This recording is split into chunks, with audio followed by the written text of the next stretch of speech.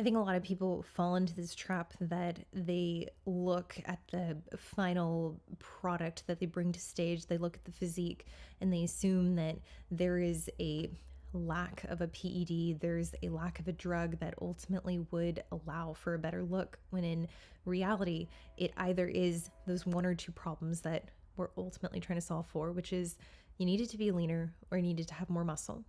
Now, for the individual who needs to be leaner, this is definitely something that if you have the runway, if you have the bandwidth, you can certainly try, and you can set up that following show, that second show, I guess, and you can say, okay, well, we're going to dig and we're going to try to bring a better physique. However, if the problem is that you need to have more muscle, if the problem is that you're not dense enough, I mean, this is really something that ultimately is going to come down to spending time outside of a contest prep, especially if you're talking about someone who needs 6-7 more pounds. And I know for a lot of individuals, they, can kind of fall into the fantasy of thinking, okay, I can build a pro level bikini physique in 1 or 2 years. And sure, that very well might be the case depending on the muscularity that you're starting with. But for a lot of individuals who are under muscled, and I recommend looking at these top athletes and really getting an idea of the density that they have, most people are going to need several sessions, several seasons of intentionally growing and putting on size in order to be able to create the shape that is the current standard of bikini. Now, national level versus pro level, I mean, there is a pretty significant gap, yes, but there are a lot of individuals at the national level who find themselves very easily going from winning their pro card and then competing at their pro debut within a month or two.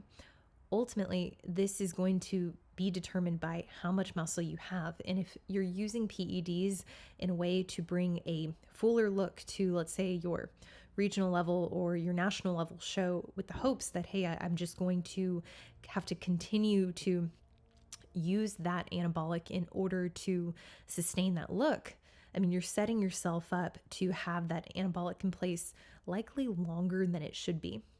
In turn, I would rather someone, if you want to do your pro debut, you want to test the waters, see where you stack up, by all means, go for it. But it still comes back to, if you need more muscle, that's only going to happen by actually adding the tissue. And more than likely, it's not going to be something that you're going to be able to do in any significant magnitude when you're in a fat loss phase, but more specifically when you're in a contest prep. Now, the part that I don't want to gloss over that I mentioned at the very beginning of the podcast was the use of SERMs, the use of diuretics in order to bring that stage ready look. This is something that I think is oftentimes just over glamorized and made to seem like a solution to a problem that you don't actually have. A lot of people in the sport, within bikini, within the female divisions, and yes, the upper divisions, will selectively look at something like a diuretic or a SERM and be like, okay, well, this athlete, they have thicker skin. This is going to be the solution to bring them in proper condition. I can tell you historically, I've used both Nolvadex, I've used diuretics. Yeah, diuretics, they will reduce the amount of water on your frame. And certainly that's something that oftentimes is used to compensate for a lack of conditioning, meaning the body fat is too high. So in turn, the coach or the athlete might suggest or consider that, okay, a diuretic might help bring a more favorable look to stage.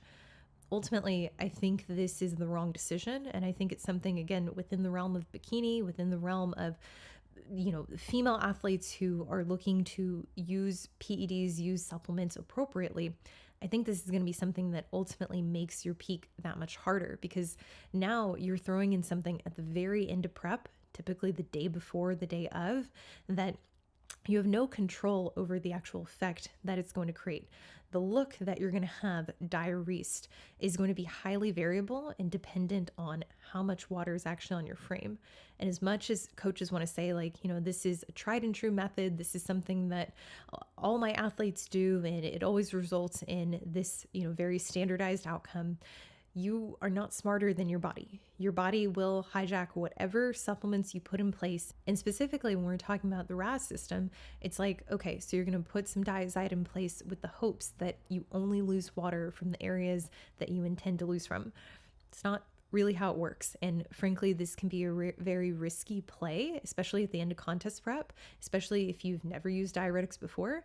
If you're just tossing it in hoping that it does everything that you're hoping it'll do, more than likely, more often than not, I've seen this result in athletes looking worse than they did prior to the use of that. Now, the concept around SERMs, I mean, like SERMs being included in order to thin the skin, in order to help shed that last bit of body fat. The reality is that a lot of people within the sport of bodybuilding, a lot of females, their estrogen is already going to be so low in this state of low energy availability that putting a SERM in place, I mean, yeah, you're going to reduce the estrogen in the activity at the receptor site, but it's not actually going to put you in a position where you're in a further deficit. And if high estrogen is an issue and it's something that you need to modulate, you have over-the-counter options that are much less harsh that can help do that. But even then, I wouldn't consider doing this in a contest prep unless you're doing it in a very systematic way. You can look at things like DIM, calcium glucarate, that will ultimately take estrogen, break it down into a form that is much easier for the body to metabolize. But it still comes down to the estrogen itself is not the reason that you're not able to lose body fat. It's the actual deficit that you're in. The deficit needs to be greater. Yet, what I tend to see is that individuals will put these in place with the hopes that it will drive up a greater deficit. I know that there's a lot of information out there. I know this was a lot of information, but I do hope it's helpful. I know that there are a lot of individuals who will argue and say, nope, this is what all of my clients use. This is tried and true. This is the way that you bring in very crispy detail and lines to the physique towards the tail end of prep.